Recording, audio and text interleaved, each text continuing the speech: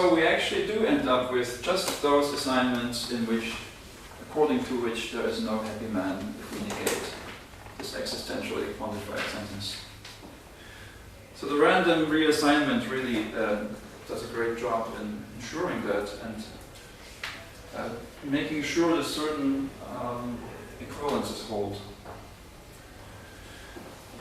So for instance, before, this there is an x5 was actually not equivalent to for all x not phi. You can already see that, right? Because this left some possibilities in which there was a happy man. And then this is false in those possibilities. That no longer happens because in order for the negation to be true now, there must be none over here. So that this succeeds. Now, if you think about it, you can actually, as in 56 and 57, you can treat this there is an x as an expression in itself, a well-formed expression of the sentence. That's never the case in non-dynamic systems, but people actually like that in dynamic semantics. Sometimes you can write something like there is an x and p of x, which is, look at these two definitions for the existential and the conjunction. Just the same thing, right? The only difference being that here you test a sentence going from G to K. Here you are spreading out all the values for x, which is a different operation, but there is no problem using these interchangeably. So something like this is can be well formed in your language, and then you have some more equivalences. For instance, if there is an x, then p of x is equivalent to, for all x, p of x. That should be fairly clear, because it means, if you do this operation, or for all the assignments that you can reach by doing this operation, right? We quantify universally for all these things that you can reach. P of x is true in those. So these come out the same and so on. But there's a lot of interesting territory to explore here, how the logic behaves.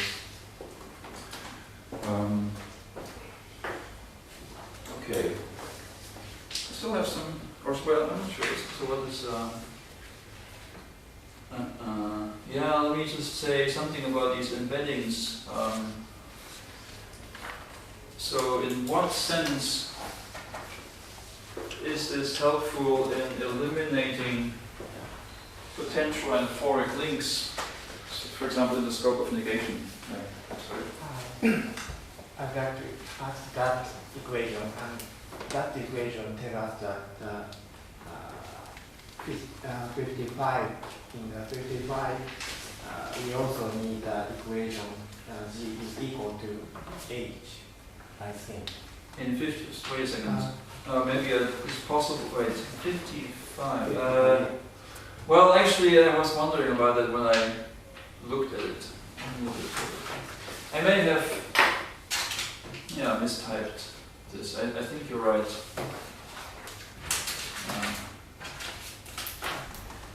Let me just check.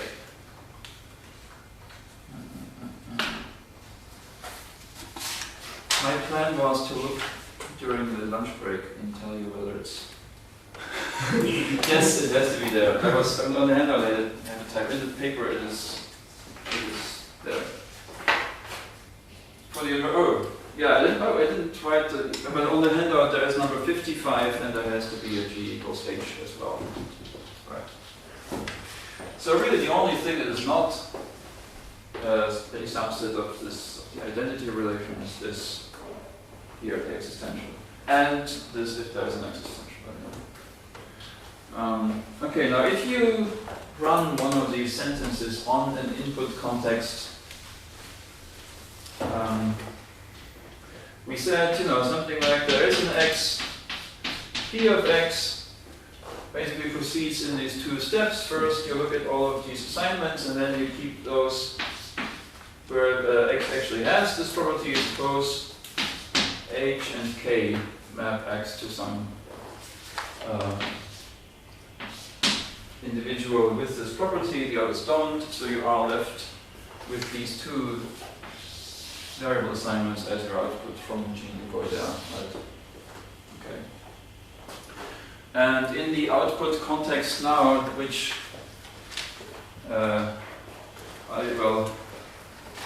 has these two assignments, or perhaps, since you know that you can only reach via this procedure assignments which make P of X true, you basically end up knowing that X has property P, right? If you think of this as an update procedure on two contexts, in the output you only have ones in which this sentence is true, and so you actually end up knowing that. And if you recycle X then without the existential quantifier as a free variable in a subsequent expression, then, I suppose you then, after some time, you also add Q of X and you test this on these, then it is assured that this succeeds only for those assignments in which there is something that is both P and Q. And that's important. We didn't lose track of the information that was asserted earlier. Right? It's still there. We actually encode it here. So unless you use a fresh existential quantifier, X will always remain restricted to individuals that have all the properties that are asserted about it. Okay, now if you, on the other hand, run this negation of there is an XP, this is intended to be all of this. Well, you did what we just said, namely find that H and K verify the sentence, right? But there are also G and J which don't. So there is a way of assigning the X to some individual that doesn't have property P. So the sentence is true, right? Wait. Oh, sorry. That just screw. Yeah, I said there is a way of assigning to something that doesn't. No. So that actually makes that sentence false at G. Sorry. Yes, makes it false in this model. Now, if we, on the other hand,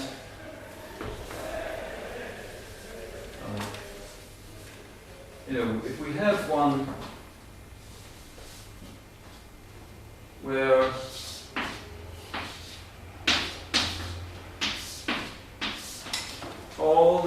all the alternatives that you reach via this stop here, right, where this crashes, P of X doesn't get you anywhere from here, that means that the sentence is true at G. Now what you end up with as the output state, or output assignment, variable assignment, is G itself. And so you end up with the same thing that you started with. And that is important because now G, of course, still assigns an individual to X. But that doesn't have to be a man. It assigns X to any kind of individual, right? It doesn't have to be. And in that sense, the assertions that were made about X during the testing of this procedure, they are lost once we find out whether it's true or false. If this succeeds, then the sentence is false and we throw out G. If it fails, then the sentence is true and we keep G, but G is not restricted to anything like a man or something, P. So you can think of this as the way in which these anaphoric possibilities are excluded in certain contexts, in the scope of negation, in conditionals, and well, those are the two main ones. Like, we don't have modals right now.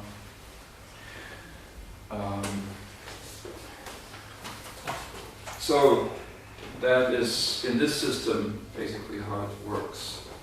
Okay. Now, the other ones that we will talk about this afternoon can all be described in roughly these terms. So it's good to stick with one perspective, even though they are all formulated in very different ways. I didn't do this work.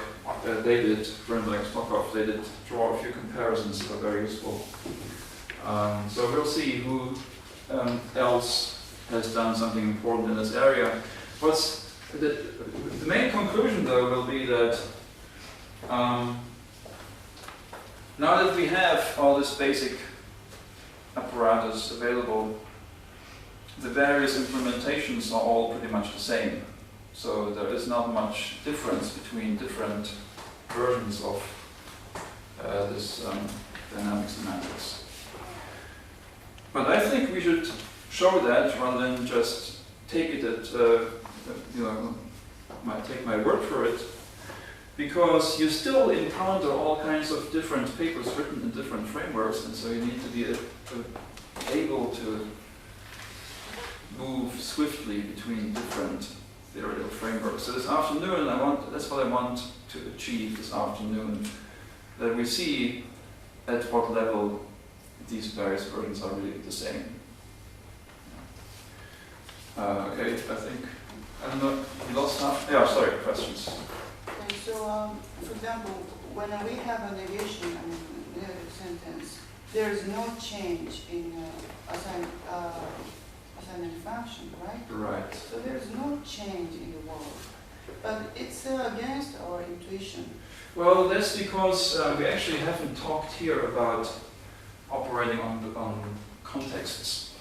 I talked a little bit in those terms as if we were talking about contexts, but this is really just a relation between assignments. Now, we don't really, in our usage of sentences, we don't really do this. It's not like we are in one assignment and then we end up in some other assignment. That's not the case. We have a context that contains some number of assignments, some set, right? G, H, K, and whatnot. This is our context C. And now we want to run one of these procedures, update the context with the information. And now, all of these individually, if you have something like phi, some random arbitrary sentence. All of these stand in this relation to some assignment, or maybe this doesn't. Let's say, K doesn't have an outgoing arrow.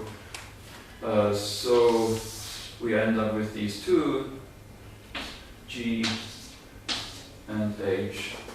The important thing here is that we actually have a function from contexts to contexts, which is defined in terms of this. But what happens when a sentence is false at some of these assignments is there is no outgoing arrow, so to speak, right? And so therefore this isn't included in the output state. And so for negative sentences, since we evaluate it pointwise at each member of this state, it is non-trivial. It gives us, some of them survive and others don't.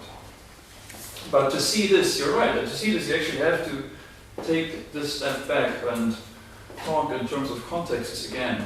And here it's true, when there's no output, when this doesn't take you anywhere, what's that mean? It's an odd thing to say. It only makes sense in this perspective.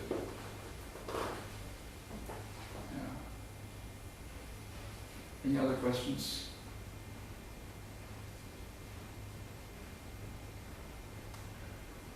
I'd say we lost half an hour and now it's 12:30, so we might as well have lunch and then Should we start on time at 2? I think. What do you say?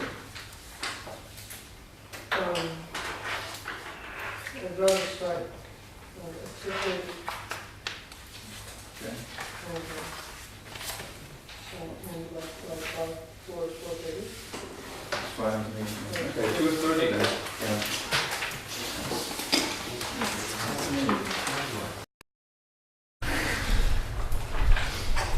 Alright, so I would like to recapitulate a little bit what we did this morning, so that perhaps something may stick. So what we saw was already 3 different approaches to the dynamic semantics, in the sense that there were different ontological entities that were at the heart of the system. We had possible worlds in this time system, this one time paper, world assignment pairs, and also assignments, variable assignments. In all of these cases, we have some context which is a set of things, whatever they are. They may be possible worlds or, well, assignments, things like that. The general idea being that this is a kind of information state that the speaker and listener are in, or, well, context, something like that. There are also more sophisticated theories which allow you to represent the hearer's and the speaker's belief states separately, and the common ground with yet some other means, usually model accessibility relations, that's how it works. That hasn't shown up here in this system so far. This is simply a set of things, and regardless of what they are, the procedure has been pretty much this, both for worlds and for assignments. I mean, we have to write it a little different, but we also saw, for example, in the Heim style simple account, that when this is a set of worlds and you update with A, you end up with, well, the set of A worlds in here, right? Which is just another way of saying, or well, another way of saying the same thing is that from each of these A worlds there's a relation, a link to itself on the other side, right? And then this is the relation that this consists of all these links. The collection of these links is the meaning of A. If you think of it in that way, there is a world here, W, and then there's a world W here. Same world, of course, right? Because these are really, this is a subset of this. And to see whether W is connected to itself via this relation, you do pretty much the same as what we did here, except that, well, we only have propositional variables. That's all. And the algorithms or the procedures for the other connectives were also pretty much the same for negation and the others. So you test whether there is some way to get to a phi world, and if there is, then you're out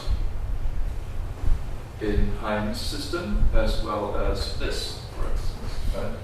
So if you are updating with not A, you still check which worlds stand in this relation to themselves. I mean, I'm saying themselves because I assume that this is an atomic proposition, but doesn't have any existential quantifiers. So, and if from here you get somewhere via this reflexive loop, then this world is out, and all the ones for which A is a dead end, they are in there, and they are kept in the denotation of not A. Very same thing here. Now, to come back once more to this little G equals H story, this is really it's just to make sure that the system conforms to our intuitions. Because if this were not the case, if we did not enforce that these variable assignments are the same, then you can imagine, the only other condition that we impose is that X has property P. If this were not also required, then G would stand in this relation to all assignments that map X to a P. That is, all assignments for all the other variables would be accessible, and that should not happen, right? Because what we know about some other variable Y should be retained, right? If some variable Y already ranges over men only, then it should stay there. It should still be the case that Y ranges over men only. If we did not have this condition, we would basically reset Y, right? So we need this here. Okay, so we are building these temporary states still, just as we did before.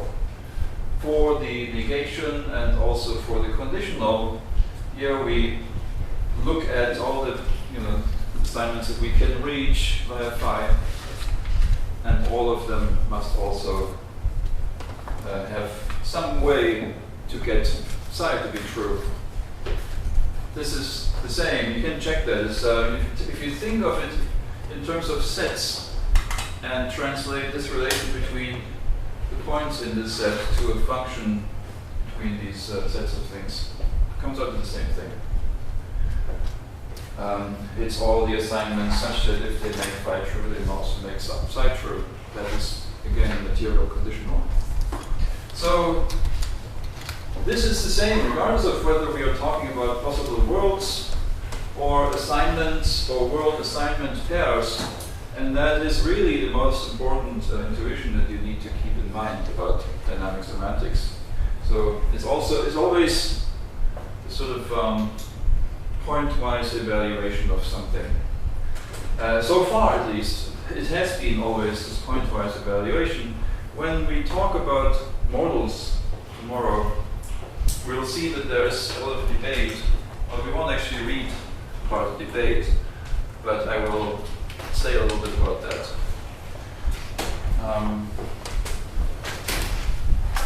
Okay, it's also interesting to keep in mind that whether this arrow is there or not doesn't depend on anything other than W. Right? It doesn't depend on the context itself. Which set of worlds you end up with depends on which set of worlds you start out from. But whether this world, if it's in here, is also in here, that's already determined. And that will not be the case with models. That's how they are a little different. Because if you say, phi may be true or things like that, then you have to look at your epistemic alternatives, things like that. Okay, so this is a very general purpose way of spelling out these truth conditions for some of the connectives, at least. All right. Now if we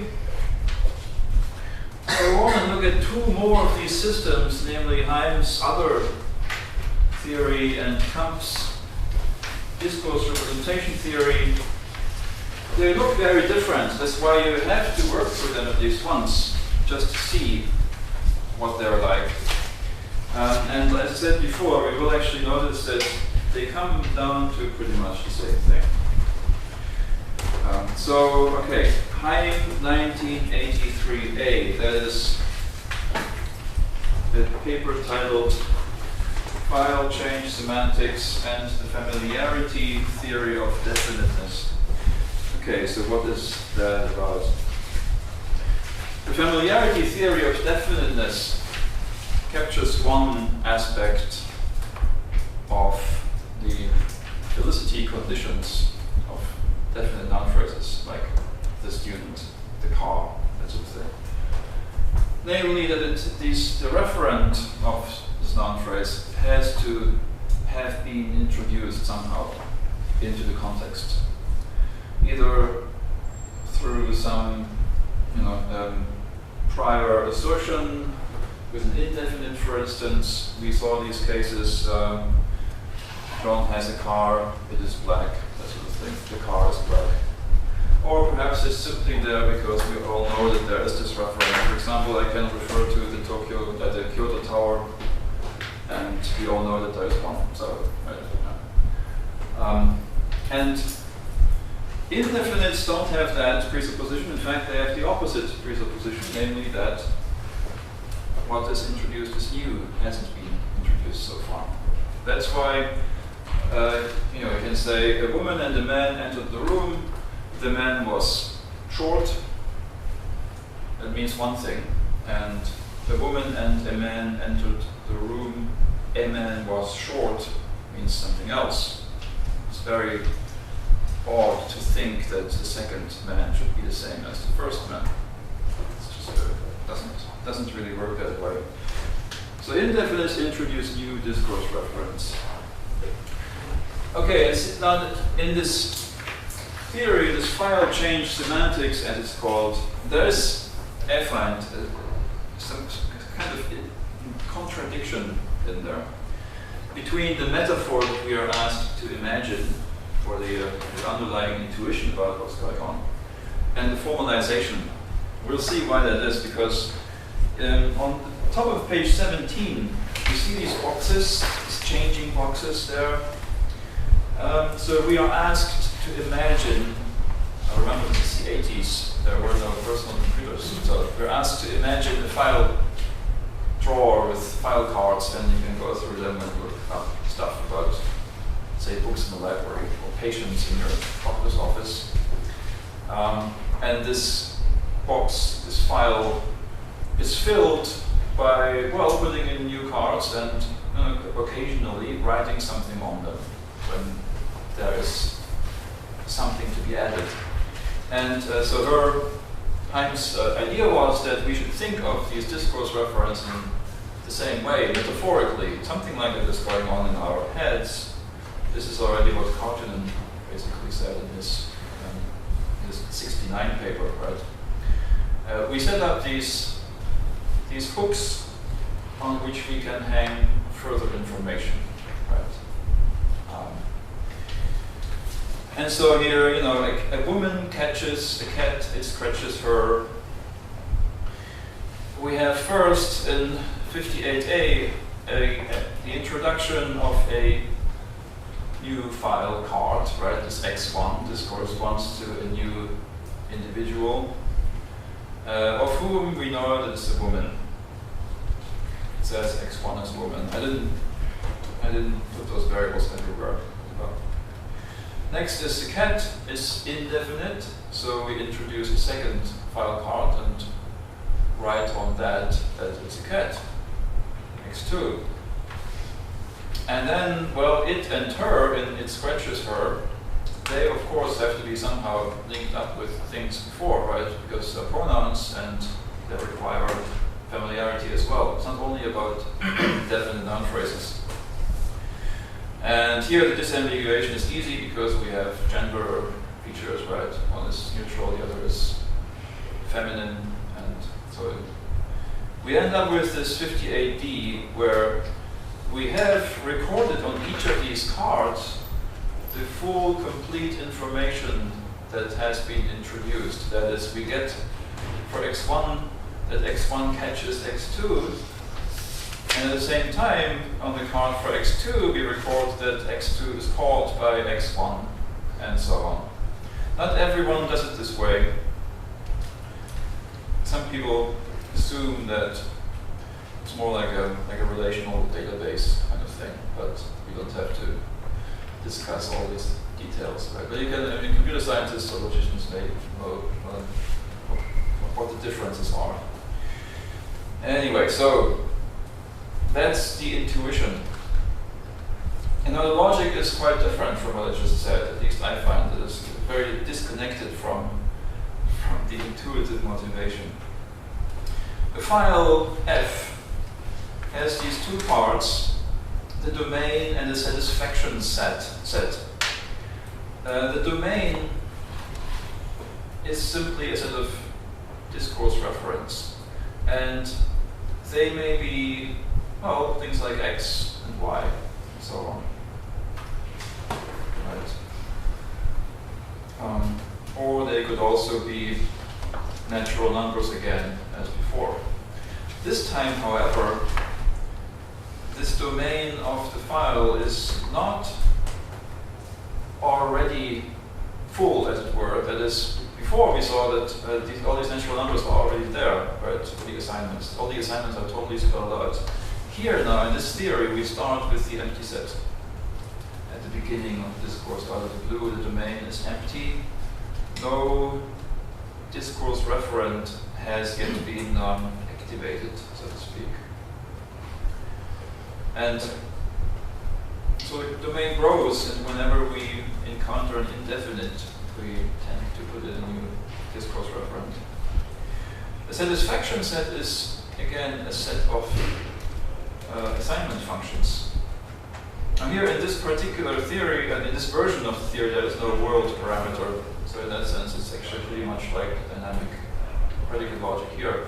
But you can imagine there also being worlds that would be the same thing as before. And so this satisfaction set is pretty much the same thing that we were talking about before when we had these world assignment pairs that we eliminate in response to new information. And so what changes, what's different from this other 83 paper is really just that the domain grows. The nice thing about having the domain grow is that whenever a referent is added that wasn't yet in there, it gets randomly assigned to all its possible values. That's how you get precisely the same effect as here, where you spell out all the possible assignments for the existential quantifier. That is all that emerges from these definitions. We'll look at them in some detail. And so in that way, the problems of the other Heim paper are avoided. So the negation of the existential actually negates the existence, denies the existence of an individual, of the who has the property and so on. Okay, sentences are functions from files to files. So pairs, these consisting of domain and satisfaction set. And so they, as before, they may do two things. They may introduce a new discourse referent sometimes. And if they don't, at least they may eliminate some members of the satisfaction set. That's when they are informative, right? When they add information. So, well, on the opposite page, there are again some examples here. But let's actually look first at number 60. This, 59 first. These two conditions. She assumes that whether something is definite or not comes with syntactic representation, and that is not such a strange thing to assume. These are just features of certain lexical items, at least, well, roughly speaking. And now these two conditions in 59 are again treated as presuppositions of sentences that contain these expressions. And so, again, treating these as presuppositions means for Heim that when the input does not satisfy the presupposition, then the output is undefined. And so it's a partial function from files to files. Sometimes you crash or you have some sort of unpredictable outcome. That's, of course, to be avoided in linguistic practice.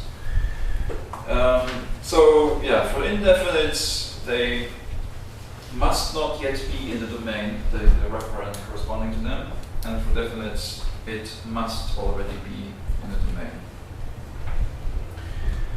Okay, so 60 then, well, we can slowly. Yes. Well, okay, then how about a sentence like Mary had a car. The engine is broken. Mary had a car, the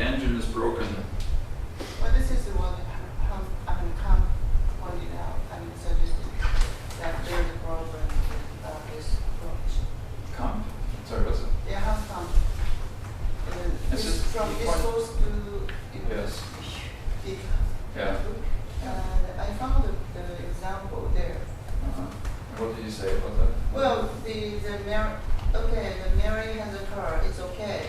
Yeah. And the second sentence, I used the engine. Mm-hmm.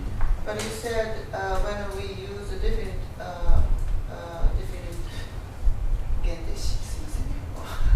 but then, then the object should have been there, right? Yes.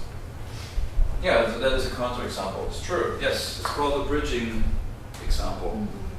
It requires a bridging inference. These are nice, although I think Kant also has a problem with them. Does he claim that he solves from I forgot, sorry. all dynamic systems have to appeal to some kind of world knowledge and inference process, kind of accommodation to account for these facts. So the examples are things like, okay, Mary has a car, the engine is broken, and you have other things like yesterday we went, this is a famous kind of example, we went to a restaurant, the waitress was nice,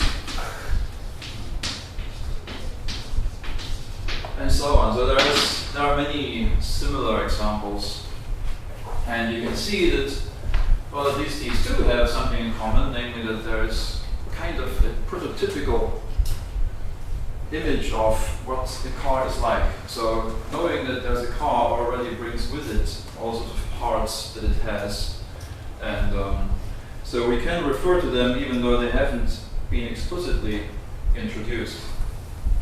But still, this is not a purely linguistic operation. I would be reluctant to say that this should be addressed as a linguistic problem, because that a car has an engine is not a fact about English, right? Or that, you know, by mentioning a car, somehow the engine becomes inferable. At least it's not only a fact about English. Likewise for restaurants, so there is some kind of, you know, prototypical script, as they sometimes call it, or procedure for things that happen in a restaurant, that you meet a waitress and so on. And so you can accommodate these things. Accommodation is always a strategy available when presuppositions fail. Sometimes it's hard, but in these cases, the hearer will happily make this connection, and the speaker can rely on the hearer doing that because it's easy, and both know that the speaker has an easier time saying this than also, you know, saying explicitly the car has an engine or something like that. Right, so yeah, bridging inferences or bridging sentences are a counterexample to that claim, right? There are lots of cases where this kind of developing structure that we have in our head, be it a file system or something else, has to be fixed up along the way, because it never works quite as smoothly as the pristine linguistic theory would predict. There's always some kind of inference involved, trying to, you know, figure out shortcuts and little ways of being more efficient while keeping the risk of miscommunication low. That's what people do, right? So this is an example of that. Okay, now in 60, we can go through it a bit slowly here. So first of all, what is required if we apply this function, this denotation of R, x1 through xk, to a file f? Well, it has to be defined. It can be undefined, which we saw in 59. It is undefined if one of these x1 through xk is definite and not there, or is indefinite and already there. Then 60 is undefined, according to 59, right? That's a presupposition. If it is defined, then what happens in the result of the operation? Let me can now erase some of these things here.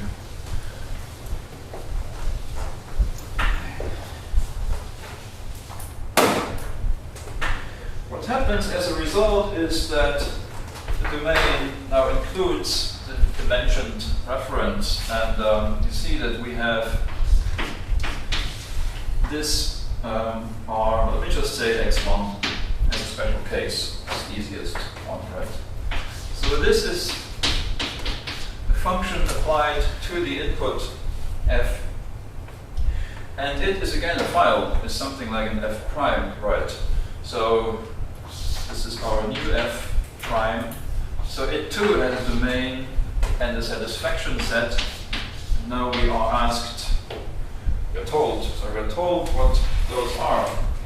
The domain of this new f prime is the domain of f together with those mentioned discourse reference. Here we have only one in this example. Now this means if it's already there, actually it doesn't fail for that reason. But if it's not there, it is added. Of course, sometimes it will already be there. For example, when it's definite, it has to be. Okay, and the satisfaction set, that is a little hard to see at once. So again, this being a file, it has its own satisfaction set. It's now it's following. It's a set of assignments. Now this is A here and B. Well, I got this from a paper where they call these A and B, but they are the same as G and H that we had before. Okay, so we just have to live with that. And now we have the lowercase domain, which is not the same as this. This is the domain, the set of active discourse reference. This is the domain of the function A. And it actually turns out to be the same thing, but it's the domain of a function that is all the things that the function A is defined for. So that has to be the same as the domain of the original file plus this. Well, it turns out that it's simply, if this is our, it's simply our domain of f prime, right? That's it. So A has been extended. If x1 was not yet assigned a value, or was not yet part of this set of discourse reference here, then now it is, and A is a new function which assigns a value to x1 along with all the others. And for all the others, well, something has to be the case here too. There is a B, which is a subset of A, so let me write that down first. And B is in the satisfaction set of F. Now what does that mean? Well, A is a function. So A is a set of pairs, right? A set of pairs where the left-hand member is a number, or discourse reference, the right-hand member is an individual in the domain. So A may be something like, we have x1. Well, x1 isn't yet there, say. We have x2 and x3 already in there. And then we have, so this is our domain. And then we have the domain of individuals. There's Joe and Bill and Mary, and these are mapped in this way. That's our A, right? I mean, A is actually not this. A is the set of pairs. And if want to know what our new A looks like after the introduction of x1. Well, let's see. So if x1 was not yet there, then it is put in newly, fresh, right? And then there is AB, which is a subset of A. That is, I mean, you know, x1 is mapped to something by A, right? But there's also this B, which is a subset of A and part of the satisfaction set of F. That is these two. These are our assignment B, right? And our A differs from B in that it also assigns something to x1. If x1 was already active,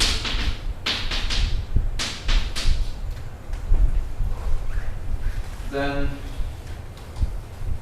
let's see. Well, we have this John, Bill, Mary, and x2 goes to John, x3 goes to Mary. x1 in the original assignment before the update will also map to something, say this for instance. Okay. Now what? Another condition on this B is, oh wait, it's a subset of, oh, that's all. Okay. Now B is in the satisfaction set of F, all right. So in this case, if it was already there, then it is the same, right? The link is contained. B is A here. And the last condition is that this sentence has to be true, that's all. So this assignment here, A, assigns something to this x1, which is in, now here we have the interpretation function I, because F is used for something else already. Okay. Well, it all comes down to something very simple, right? The first condition is that A assigns values to all the active discourse referents, which means that if there's a new one or several new ones, it also assigns something to those. Okay. Secondly, there is a B in the earlier previous satisfaction set. Now the previous satisfaction set also assigned values to all of these referents, including x1 if it was already there, not including x1 if x1 is new. But whatever was in the satisfaction set of F is already specified for all of these. Now there are many, of course, but for all the possible assignments for satisfaction F, we get an extension A. Now you can see that just by writing it this way, by saying that it's a set of all of these functions, we get an A for every individual if x1 is new. If x1 is newly introduced, then this set contains an A, a separate, different A for every possible individual you can point. Well, not exactly. I mean, it's restricted to some sort of property, like woman or something. Right? I mean, this comes in as the content of the sentence. Yeah, it's pretty neat, isn't it? Yes. What is B? B is also an assignment. It's also a function from. No, that P should be Oh, on. P. Oh, R, sorry. Thank you. Thank you. And A goes what is A? A A? is It's assignment function. assignment function. Like our G and H and so on. And A has a relationship with B, I mean inclusion. B is a subset of A, right? These are both sets of pairs. So that means for all the references were already there, B assigns the same individual as A does. So, and We do this for every B that we had before in our satisfaction sets, right, in the input. So for every assignment in the input, for every assignment B in the satisfaction set of the input F, we get an extension A, which either differs from B in that it also assigns something to x1, whereas B didn't. It's the only way in which it can differ from B, right? The only possible is B is a subset of it.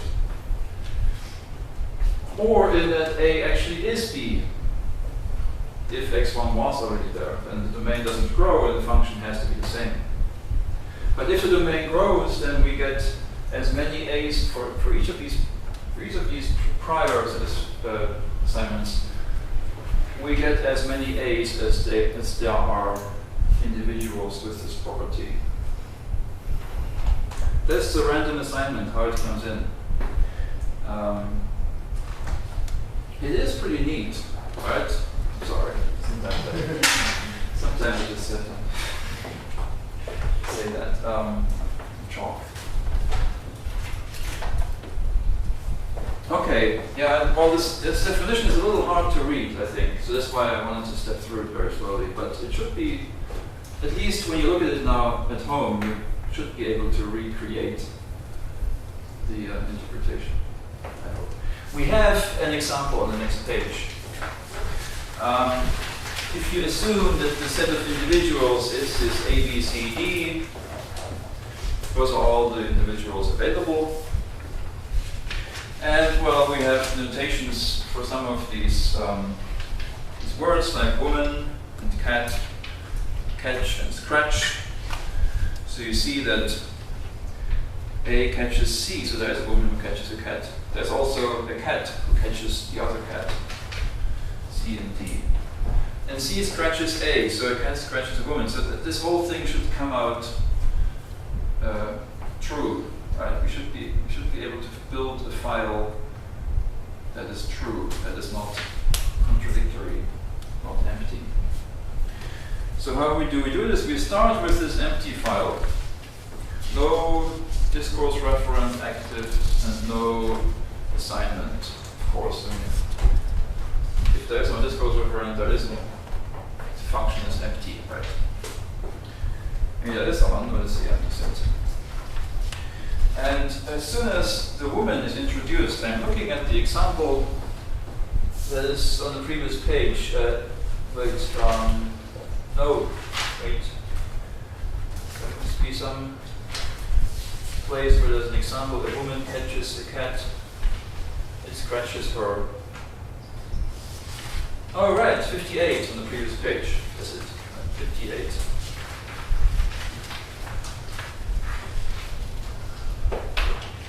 So we start out that this F is twice the empty set.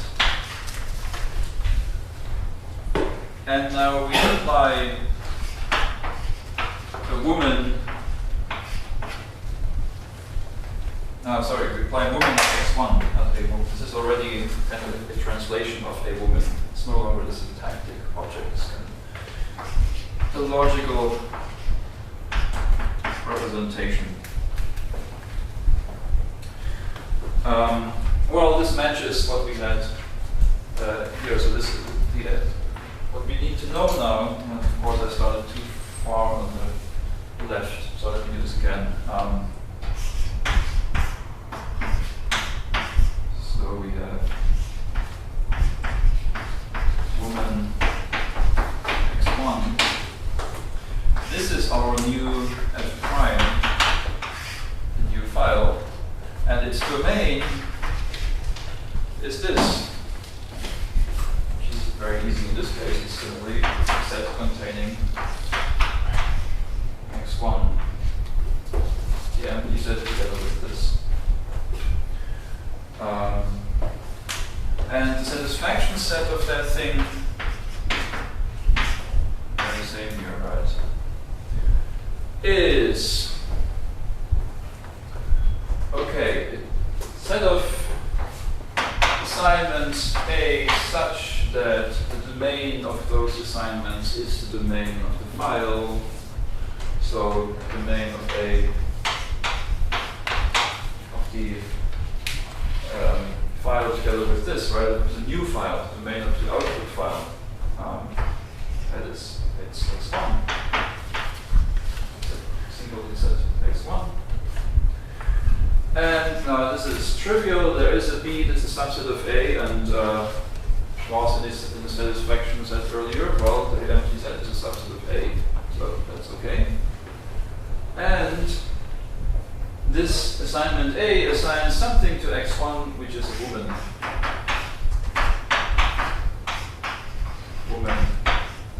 And now just have to look up the notations that we have. There are two women, A and B, and sure enough, on this picture here, we have now the domain. The way this is to be read, the domain is above the line, and below the line we have two assignments in the satisfaction set, right? One that maps x1 to A, and another one that maps x1 to B. Those are our two A's here. I'm sorry about the individual A and assignment A. Well, sorry, it's potentially confusing, but shouldn't be really. Okay, so that's our new file. Let's look at this here. So it looks like this. We now have this domain, x1. And we have this function, well actually it's only not, a set of functions, one that maps x1 to A and one that maps x1 to B. Okay, does it make sense? This way of writing it makes sense. Yeah, and it goes on. So let's do one more thing. I'm not going through every little step of this, but there is now a cat also. A cat, which is cat x2, now applied to this file. And again, we ask, what's the domain of that thing? It's this set together with x2, which is x1 and x2. And plus satisfaction set. Now it's, let me not call it A, let me call it G or something, because there's an individual A. It is a little confusing. Those G's such that, well, they have this domain right here. Let me just say that, so, I mean, blah, it has this domain, right? And there is a function in the earlier set, so there are two here, right? And for each of these, we get a new G, an extension of this, which differs from it solely in that it maps x2 to a cat. And so, well, I don't have to write all that. I'll write it anyway. Oh, not really. I mean, I'd like to write it in this format here. We get now functions which have this two reference as their domain, and now there are also two cats, right? So we actually get more than two. Cats are C and D. So for the A woman, we get one that maps x to the C cat,